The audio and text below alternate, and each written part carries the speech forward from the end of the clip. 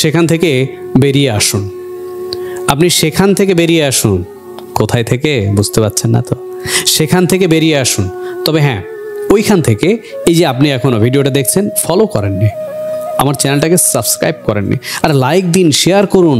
হ্যাঁ, শুরু তো করছি, শেষও করবো ইনশাআল্লাহ। ওইখান থেকে বেরিয়ে আসুন যেখানে আপনাকে উপেক্ষা করা হয়, অবহেলা করা হয়, অসম্মান করা হয়, অনাদর করা হয়। বেরিয়ে আসুন, এক্ষুনি বেরিয়ে আসুন। না না, এই মুহূর্তে আপনি বেরিয়ে আসুন, পরে না, এখনই বেরিয়ে আসুন। যেসব সম্পর্ক কিংবা জায়গা থেকে যেখানে আপনার কদর নেই, মূল্যায়ন করার নেই, সম্মান নেই, এমনকি আপনার উপস্থিতির কোনো গুরুত্ব নেই, সেখান থেকে বেরিয়ে আসুন প্লিজ। সেখান থেকে নিজের ভালোর জন্য আপনি বেরিয়ে আসুন। যে মানুষগুলো আপনাকে মূল্যায়ন করতে জানে না, শুধুমাত্র সম্পর্ক টিকিয়ে রাখার জন্য কিংবা মায়ার বশবর্তী হয়ে সে মানুষগুলোর জীবনে থেকে যাওয়ার বৃথা চেষ্টা করতে যাবেন না। সেই মানুষগুলোর জন্য আপনি যত যাই কিছু করুন না কেন, তারা কখনো আপনার ভালোবাসা, আত্মত্যাগ কিংবা মায়া অনুভব করতে পারবে না। তাই প্লিজ বেরিয়ে আসুন।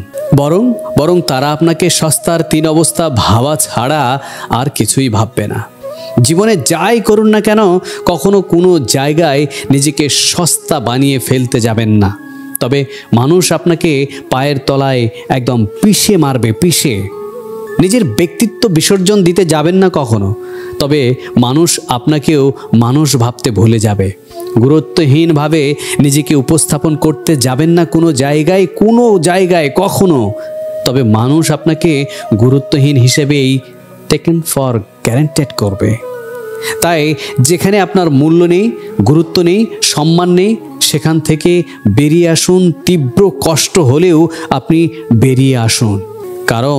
কারণ মানুষ আর যাই পারে, কখনো আত্মসম্মান বিসর্জন দিয়ে ভালো থাকতে পারে না। আর বেঁচে থাকতে গেলে দিন শেষে নিজেকে নিজের ভালো রাখাটাই জরুরি। তাই সেখান থেকে বেরিয়ে আসুন, রুমারানী ঘোষ।